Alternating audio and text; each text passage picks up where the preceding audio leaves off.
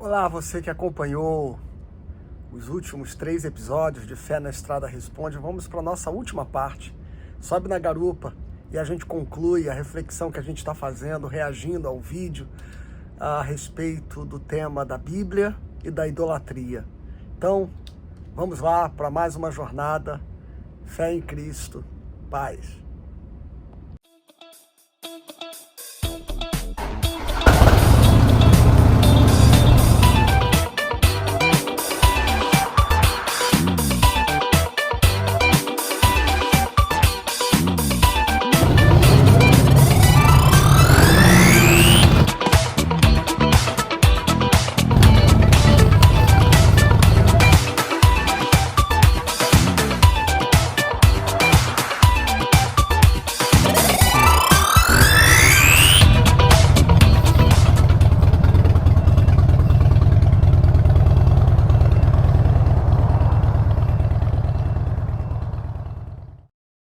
A nossa fé é muito ampla, a nossa fé vai além da Bíblia, porque tem muita coisa que não está na Bíblia e você também acredita, porque para que a própria Bíblia possa ter autoridade, você precisa que alguém te diga, esse aqui é o livro inspirado por Deus.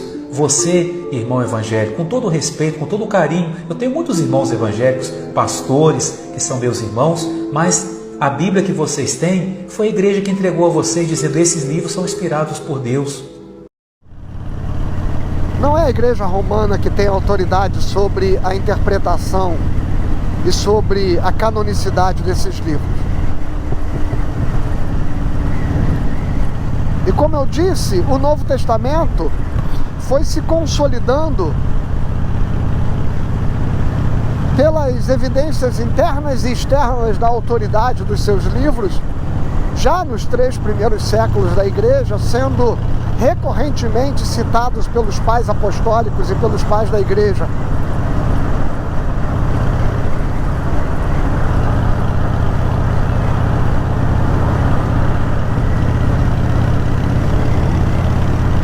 E não foram os pais da igreja que deram autoridade a esses livros. Ou não foram eles que decidiram quais seriam canônicos ou não. Foi o próprio texto. Foi o próprio texto que se apresentou com esta autoridade, sendo abraçado pelas igrejas apostólicas, aquelas que herdaram a fé apostólica, e que nesses textos reconheciam o ensinamento que receberam dos apóstolos e dos discípulos e dos sucessores dos apóstolos.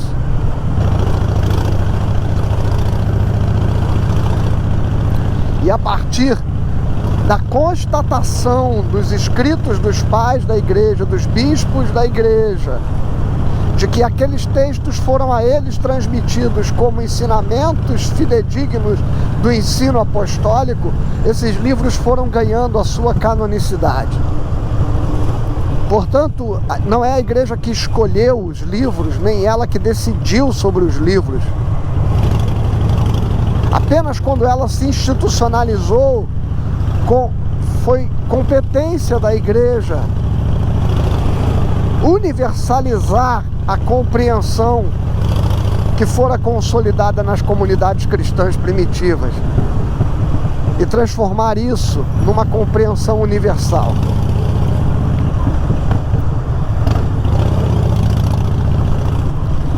A palavra de Deus é revelada pelo Espírito Santo para edificação da igreja, segundo o Senhor lançou os fundamentos da igreja por intermédio dos apóstolos.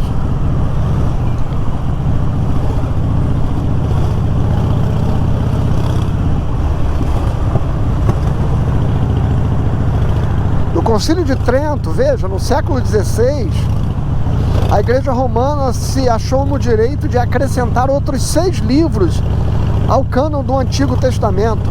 Veja,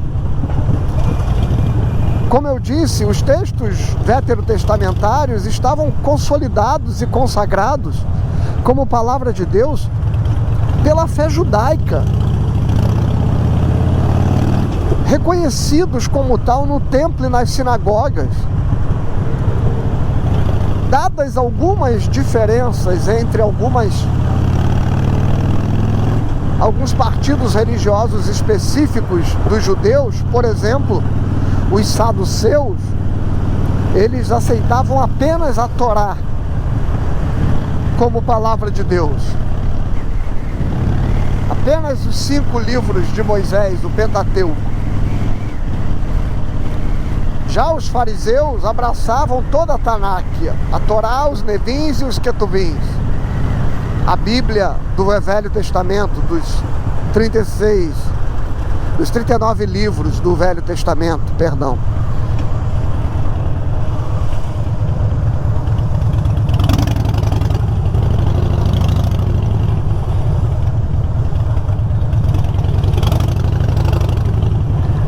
Ou seja, a Bíblia que Jesus citou e aquela para a qual os apóstolos se reportaram e os evangelhos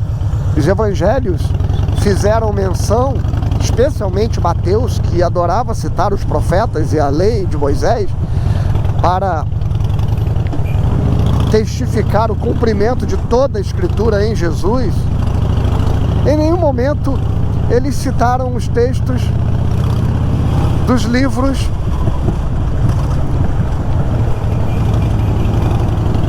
que depois foram acrescidos ao cânon católico no século XVI.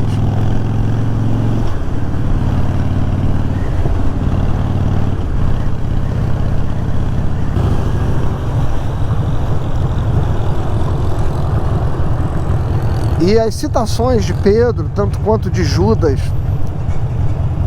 a textos de conteúdo muito, vamos dizer assim, místico, de realidades sobrenaturais e espirituais. Essa foi uma das razões pelas quais alguns desses textos retardaram o reconhecimento desses livros especificamente de forma imediata no Novo Testamento. Exatamente por quê? Porque algumas citações que eles faziam não eram imediatamente identificadas nos textos do Velho Testamento judaico.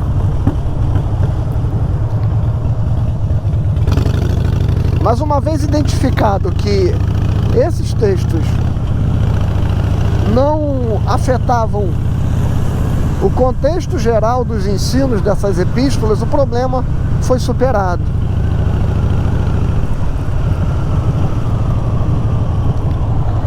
Portanto, para nós evangélicos protestantes, a Bíblia é a única regra de fé e prática. Para os católicos, a tradição e o magistério da igreja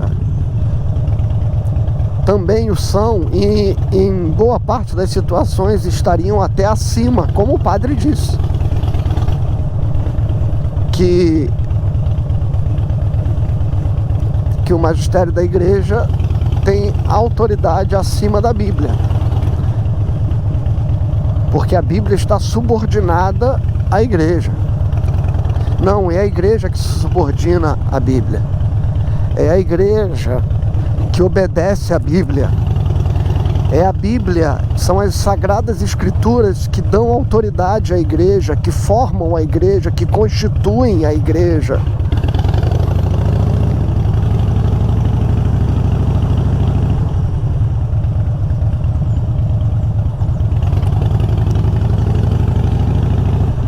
Inverter esta regra de autoridade significa então dizer que é possível se institucionalizar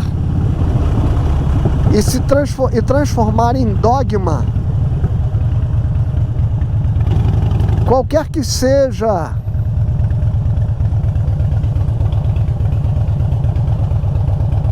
ou qualquer que sejam as práticas que foram sendo abraçadas como legítimas pela superstição popular. E assim, experiências de caráter privado foram sendo legitimadas como experiências autênticas de regra de fé e de revelação, quando na verdade tudo aquilo que deveria ser revelado já foi revelado. E o apóstolo Paulo chega a dizer que se mesmo um anjo viesse anunciar um evangelho diferente daquele que já estava posto, que ele fosse considerado anátema, ou seja, maldito.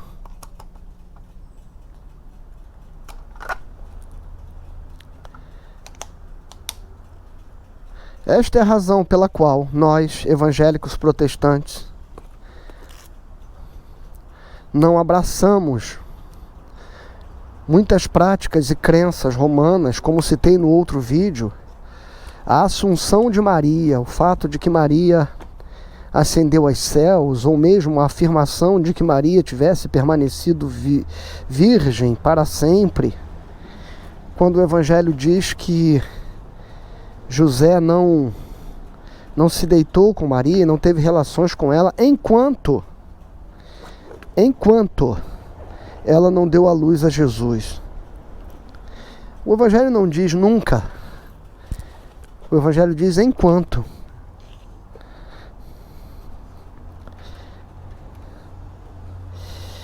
Também não há nenhuma citação na Bíblia sobre a assunção de Maria, ou de que ela não tivesse morrido e tivesse sido assunta aos céus, tendo sido então divinizada, assumindo uma dimensão divina.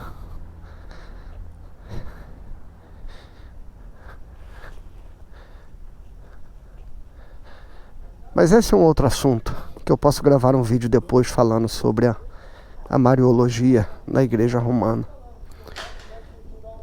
O que não me interessa muito fazer, viu? Uma vez que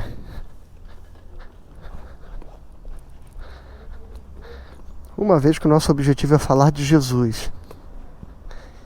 Talvez tirar essas dúvidas de forma privada, aqueles que assim quiserem, ou mesmo aos nossos irmãos católicos que um dia desejarem conversar a respeito, mas não vejo interesse nenhum em publicar vídeos onde eu gaste tempo tentando desconstruir ou mesmo negar crenças alheias.